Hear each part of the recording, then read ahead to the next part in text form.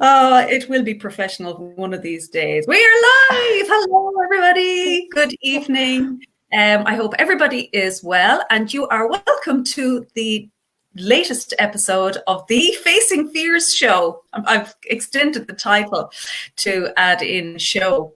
And I am delighted to have as my guest this evening Assumpta Gallager. And I know Assumpta from years and years ago when I was working as a medical rep, and she was working in a practice in Galway City. So, and we bumped into each other then a couple of years ago. And Assumpta has now gone out on her own and has her own business. And she is supporting GPs in their practices and helping them to run more efficient practices around the country. And I'm going to hand over to you now, Assumpta. And if you want to maybe just explain a little bit about the work that you do, and then we can talk about your fears. Hi, Tracy. So excited to be on your show. I know. So my business is Best Practice. Thank you for the intro. And Best Practice was established in early 2018 following a redundancy. First time I was ever, I suppose, in a situation where I just didn't have a job all of a sudden. And so Best Practice sort of stemmed from that, but had been in the back of my head for a long time, long time before that. So what I do is I work with GP practices all over the country. And what I generally try to do is reduce overwhelm and help GPs with a lot of the underlying stress that's there from managing the business aspect of their practice, and also supporting them in how they manage their staff as well. Okay, very good. So I guess, that was a big change, going from having a job where you had a steady salary to starting a business. What was that experience like for you? Because I'm sure a lot of fear came up for you in that. Constantly, yeah. It was absolutely terrifying because you're constantly, you don't know, it's just something that's you don't know anything about. So every day is kind of the unknown. It's just the unknown, I guess. So if you went into work, you kind of knew you had a job to do, and you went in and you did it. When it's your own business, you're suddenly realized, okay, I have to earn a salary. I have to earn an income. So that is your driver initially. You're thinking, how can I make money? For me, I think I was probably quite lucky in that when I was made redundant in 2018, I made a decision sort of quite quickly that I was never going to work for anyone again. Okay. I don't even know where that came from, but it came to me that I was never, it was actually the trauma. I loved my job, by the way. I was really passionate about my job. I'd only been in it 11 months when the company went into liquidation. And I gave it my heart and my soul. So there was probably a week or two of absolute trauma because I couldn't believe that I had lost my job and all of a sudden here I was. But that was probably, say, 70% of me. And the other 30% of me had Best Practice in the back of my head, because I said it was in my mind for a couple of years before that. I had parked it while I was working there during that 11 months. But it was still there thinking, well, I have something to lean on. I'm not sure what it is, but I have something to lean on. Love that. Yeah. And, do you think if you hadn't been made redundant, would you have ever taken the leap? Possibly not. Not. Because I genuinely loved what I was doing. That it was such a progressive company.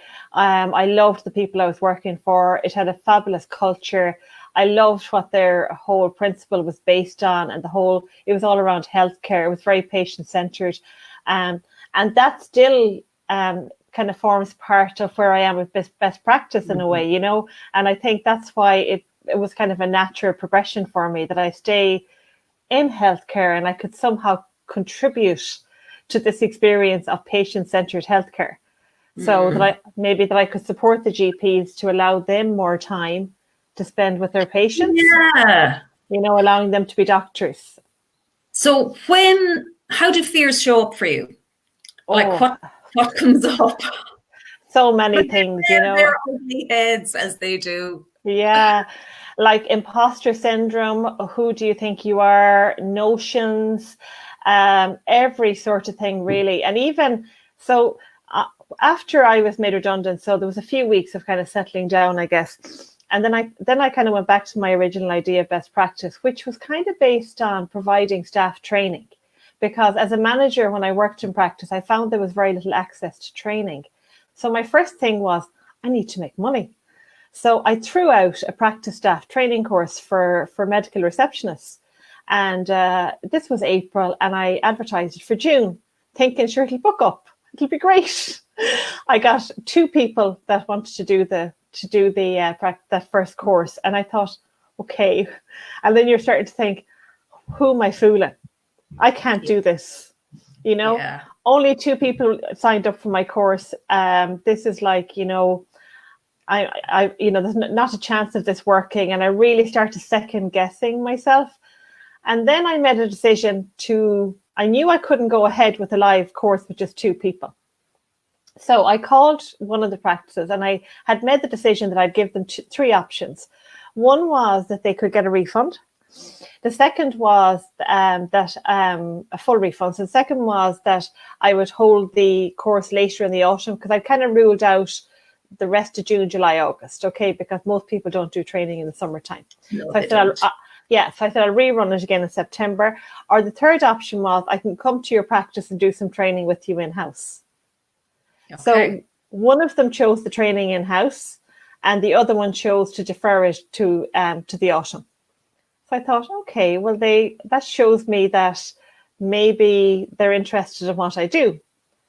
So that was kind of step one. And then when I went to the one of the practices that said they would like to accept the training in-house, I sat in a restaurant actually across the road from the surgery. My stomach was in knots. I was so nervous. I can feel it still now, even talking about it. Yeah. Absolutely terrified at the prospect of walking across the road to provide this training. Again, I got this thing. Where did that come from? You know, what was bringing that up? Was it that you wouldn't know what to say, or you'd say the wrong thing? Like, where does that feeling come from? I don't know. I think it was just pure lack of confidence that here I was again, and fear of rejection, maybe. I don't know. Fear that I wasn't good enough. Fear that, well, who do I think I am to be able to do this, to go into somebody and teach them how to do their job? And I just, oh my goodness, it was such an awful feeling. It took over my whole body. So I sat there probably for 45 minutes on my second cappuccino. I won't name the cafe. Was really helping, I'm sure, you know. No. And so eventually it was 2:00, the training was starting. And I went in, and it suddenly it was like she was asking me questions, and the girl had only started there, say, 3 months before that. So of course I knew more than her. I'd worked in practice for like over 17 years, you know. And so I came away from that feeling really like the adrenaline rush, you know, felt really, really kind of, wow, you know, that was fabulous. I actually really, really enjoyed it. But then I had like, why I still struggle to this day in a way that what if I don't know the answer? What if I can't deal with this? So I go into the practice for the first time. Oh, they're going to find me out, or, you know, whatever. But like, I don't understand why, Tracy, if I'm honest, you know, but I do know it shows up time and time again. It's because we make an assumption that somebody else is going to have an expectation. And, you know, whereas in all honesty, people don't care. It's like, I'm not 100% sure, but I'll find out for you. I mean, if somebody said that to me, I'd be like, okay, cool. You know, it's this idea of perfection again, which is such a load of bollocks. There is no such thing as perfect anyway. I mean, like we have such different ideas about that. You know, and even with confidence, the idea that we need to be really good at something before we can do it, rather than that underlying knowing that Yeah, I'm good. I'm grand. I've got enough to get me going. I'll learn the rest as I'm going. I know I can learn it, you know? Yeah. I think maybe part of it is as well, I really care about what I do. Mm. I think that's probably some of it. It's almost like I think if I didn't have any fear, then maybe I wouldn't perform as well. You know, I think there's an element of that there. Like, for example, I remember years ago doing a play. I'd never done a play. And I think it almost kind of helped me in some senses with the business as well, because I put myself out there and went on stage. I'd never been on stage. Well, I had as a teenager, but that doesn't really count. Um, and I was playing this part, and I was standing on the stage before you go out. You're absolutely terrified, even though you've rehearsed and rehearsed and rehearsed and rehearsed and rehearsed. And like that, I know, you know, all my material and everything. And then when you go out onto the stage, after the first kind of few seconds, you start to settle into it, and you do your lines. So it's the same way with the business, I guess. You know, you don't want to go make a fool of yourself on stage, and nor do you want to make a fool of yourself or somehow let yourself down when you're with the client. So I think that's where it's because I genuinely do care very deeply about what I do, and I want to always get the best outcome. But I do think I'm very hard on myself sometimes. Okay. My expectations are probably of myself are too high. And as you say, somebody will say, well, actually, I'm not quite sure. I'll check that. And it's okay. But I always want I want to have the answers. I want to be able to provide the information. So sometimes I'm just too hard on myself. Definitely. Yeah. And do you find that it stops you maybe from doing things that you could be doing more? Yeah, definitely. Like, I had been procrastinating about online, Tracy, for such a long time, you know. Like, at the moment I'm driving. So I'm driving north, south, east and west, you know. And I know that that's not sustainable. I also know that the business is not going to grow with just me, you know, driving from one county to another, you know, day to day. So I've known for quite a while that I need to be putting myself out there more on video and whatever. And I've done a few, but I know I could be doing an awful lot more. So what's holding me back? I don't know. I think there is that thing again of what if it doesn't work? What if they don't like it? What if it's not enough? I suppose when I did a webinar quite recently, I had a load of GPs registered for it, and they probably wouldn't have the technology. And I'd be conscious of this because I worked in practice, that they use desktops and computers. They don't generally use laptops, so they don't have webcams. So I'm looking at, you know, the people that I serve, if you like, you know, that I provide services to. And I'm thinking, well, if I bring all my information online, how are they going to be able to really access it? So I'm coming up with all the reasons why it won't work, as opposed to why it might work. I was about to say, that sounds like an excuse. If I was talking to one of my clients now, I'd be like, that's got excuse written all over it. Yeah, completely. But yeah. I mean, they're grown-ups. They can find the technology, you know, and especially if you're offering something that they need, they will find they've got mobile phones with cameras on them. See, I've completely dispelled your excuse now. Yeah, I know, but these are things that I'm trying to figure out which is kind of weird, because oftentimes I tend to do something and figure out the detail later. But when it comes to other things, I dig too deeply into it and I overthink it. And tell me about the times when you do things and figure it out later. What's that like?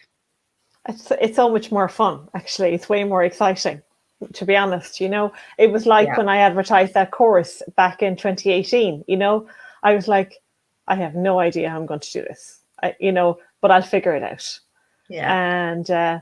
And then I suppose, having provided some of that training in-house, when it came to the following September, I had 4 at my first course, 4 people. And I was charging ridiculous prices, you know. Even people were saying to me, God, that's, you know, so cheap, you know, you're really undervaluing yourself. And because you have a different psyche when it's your own business, it's a totally different shift in thinking. in terms of it's not the price, it's the value, that you're bringing to something. But that's part of the thing as well, isn't it? The fear thing that people will think you're too expensive. Yeah. And that you can't ask them to value you if you don't value yourself first. Completely. Yeah, you have to value yourself first. Yeah. And that's a learning that's ongoing. I think anybody who's in business, and in particular women, this is, money blocks is always an issue that comes up with everyone that I speak to. And it's just another thing. It's just another thinking process. It's just another way of thinking about it. And, there's solutions to all of these, or, we can find ways around them. And it's just about learning a new way of thinking about yourself and about value and money. And I think we overthink what money is too. I mean, money is just another form of energy. Before money existed, it was all chickens and eggs and bartering for stuff, so it's just that it's a different format of that. And we just have to not attach so much to it, attach as much meaning. Yeah. And I liked what you said there, that it's more fun, that you have more fun when you just flow. So how do you think things would look differently if you just said, I'm just going to have fun? I'm not going to attach any meaning to anything. I'm not going to have any fear or anything. I'm just going to have fun with everything that I'm doing. How would that show up for you? Sure, look, you could conquer the world if you had that attitude. I like that's where you started. It might be like, well, I'd have a thriving business, but there's something about there conquering the world. You literally could, if you had no fear holding you back, if you think back to your journey as a child and you have no fears of anything, and then you become an adult and you have all these limiting beliefs that are instilled in you over time. Yeah. If you had the ideology and the freedom of that child and your creativity and, go for it, it would just be so much fun, we limit ourselves all the time. We do. And again, I think it's just a habit. It's just a habit of thinking. And when we think differently, our experience is very different. And, that's one of the things that I've kind of started is I need to lighten up with my business. I need to have more fun. I need to just do things. And if they work out, great. And if they don't, that's okay too. Yeah. Either way, I gave it a go. And, no harm, no foul.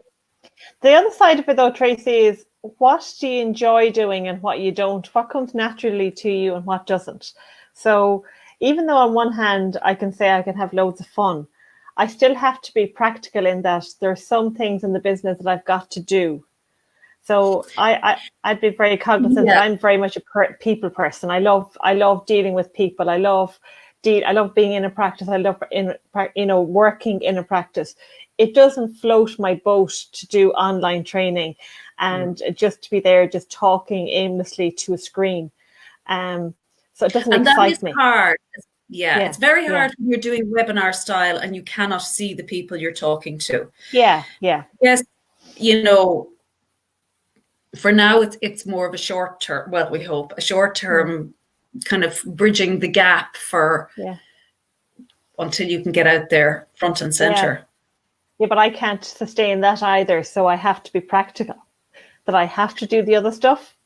But it's allowing me to grow a little bit of both. So I think that's really we don't have a bit of both at the moment. We just have all online. Like I in my face from Zoom last week to everybody, and that's it's when you don't have a balance, a happy medium of a little bit of this and a little bit of that, a bit of the variety. Yeah. But I also I suppose I think that when we can just be more, when we can allow things to flow to us with greater ease and just see what comes up. Yeah. Definitely. Yeah. I mean, if we could do that it would actually, if we genuinely opened ourselves to something, it happens. It definitely helps in bringing it about. Where if we're just saying it and don't really mean it, then it's going to be a much bigger struggle, for sure. You know. So, and I think that's where I am at the moment with the online stuff. You know. So I will be on a call with the web designer, and we're talking about putting together, and we're doing it eventually. Doing various subscription programs, so where people can access various services such as HR services and practice management, and getting that access. And I'm all pumped up, you know, and I said, right, I'm going to get this done, and you know, and it's going to be great, and practices are going to be able to access it so easily, and you know, everything's going to be really good. But then I come off the call and something else distracts me. Then it's getting that. Then I wonder, maybe it's not right for me if I'm not still excited about it a day later. But it's not that. It's just that something else pops up and distracts you. And is that a fear thing? Maybe, you know, maybe it's some kind of fear that you think maybe this isn't right for me, or I don't know. Yeah, because maybe the true feeling is when you're in the flow and you're excited. I mean, the idea for doing these Facebooks, you know, it was such a gentle idea. Now, a friend of mine was doing them, and she had me on as a guest, and I kind of thought, I like that, you know, I enjoyed that, and didn't think anything. And then a week or two later, it's like, maybe I should just do my own. And I was like, okay, Grant. And then I was like, well, what did I do them on? I'm facing fears. Oh, okay. And it just evolved. And then I did the first one, and I went, oh my God, I love that. It's so much fun. But it was such a gentle process. And I think sometimes we're being guided along a path. And, you know, obviously that's where your business idea came from, that inner wisdom, that innate intelligence that we all have. It placed an idea in your head and you went with it. And you will have more ideas. And sometimes there is what is, and there is resistance to it. And maybe the not finding the time is that you are resisting something. And yes, it could be because there are fears there, but I think when we just lean into something and just it's like you get onto the river and you're like, I'm just going to see where the river takes me. No. Yeah. No, it's true. Yeah, it's just overthinking it, and as you say, once you've had the idea, then let it sit. Maybe don't try and act on it until you're kind of ready to act on it. Maybe a little bit as well. Is that what you're thinking? I think no. Well, I also feel like nothing should be forced, and you know, for me, I was so resistant to a lot of, you know, the standard marketing that people do for their business. I'm allergic to it because I feel it's so contrived and it just lacks authenticity. You know, so people say, no, you need to be putting out a video every so often. And I'm like, well, I can't. If an idea pops into my head, then I'll roll with it. But if it doesn't, I'm not going to record something just because I'm supposed to have my video out every day of the week. So sometimes you'll get loads and sometimes you won't get any. It just depends on the amount of space I have in my head for a bit of creative flow. But I do think when there's something kind of coming through, if we are allowing, it will kind of flow by itself. It's only when we start thinking that we are blocking the allowing. And the thinking is around, oh, but that might not work. And what if this, and what if that, and what if the other, and I don't know if that'll work. And see, that's blocking it. It's not, you're not giving it any space to flow. And some things will flow and they'll go away, but some things will flow and grow. But if we don't give them the space, then who knows the opportunities that we miss sometimes. Yeah, and it's funny when you talk about, so I think I've identified in my own head while you're talking as well, another one of my blocks, which I think is technology. So when I know it, I know it. And once I've navigated my way around and I've made myself familiar with it, then I feel in control. I'll give you an example of Zoom. So we're Zoomed out right at the moment. And I had Zoom for a full month when somebody said to me, I thought I didn't have all this functionality that everybody else had with breakout rooms and all this sort of stuff.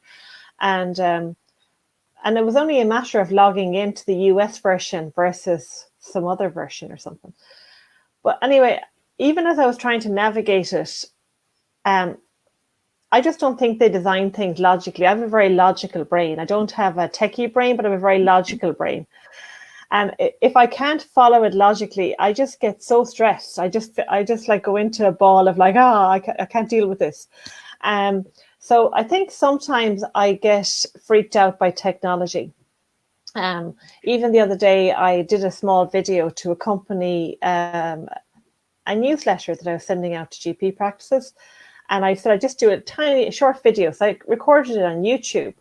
And then I wanted to hide it so that it was private, so that anybody who went to my YouTube channel, which has got very little in it, but anybody who went in there wouldn't see this little snippet because it would make no sense to them. You know, it wasn't anything except like a little intro thing for my newsletter. And again, I felt myself get so stressed because I couldn't figure out how to make it private. Because people would say, oh, all you have to do is go to YouTube and make it private. And I'm like, well, if it's that easy and everybody makes it sound like it is, why am I so stupid that I can't figure out how to make this private? And all of a sudden, like, you know, half an hour, 45 minutes late, 45 minutes have passed by and you still haven't figured out. So you Google it, hoping that Google might help you to figure this out. So you actually, YouTube is really good. So you could YouTube. Yeah. Yeah, exactly. So I think sometimes that's what holds me back, actually, is technology and the thought of technology. And I'm one of these people that has to know how something works. Sometimes it's brought me down, you know. I worked in Boots Pharmacy years ago and I'd find myself picking up, you know, boxes. I was on the electrical department in Liffey Valley in Dublin, picking up every single box just in case anybody had asked me a question. So I could explain to them, because that's what my job was, to be customer service. So I'd need to know everything about how many batteries it needed, its voltage in case somebody ever asked me. Completely ridiculous, like, you know, because most of the time I never use my knowledge. But if I was in for a good sale, something was very expensive. That pattern, obviously, of you needing to have all the answers and know everything, that started a long time ago. It did, a long time ago. I recognize that in myself. Yeah, completely. Yeah. And I mean, that's resistance as well, because often, you know, I think it's much nicer to be in a position of, I want to learn things and there'll be new things to learn. So I don't need to know it all right now, because there'll always be something new to learn anyway. And always, yeah, never stop learning. Yeah. But I love learning. I love knowledge.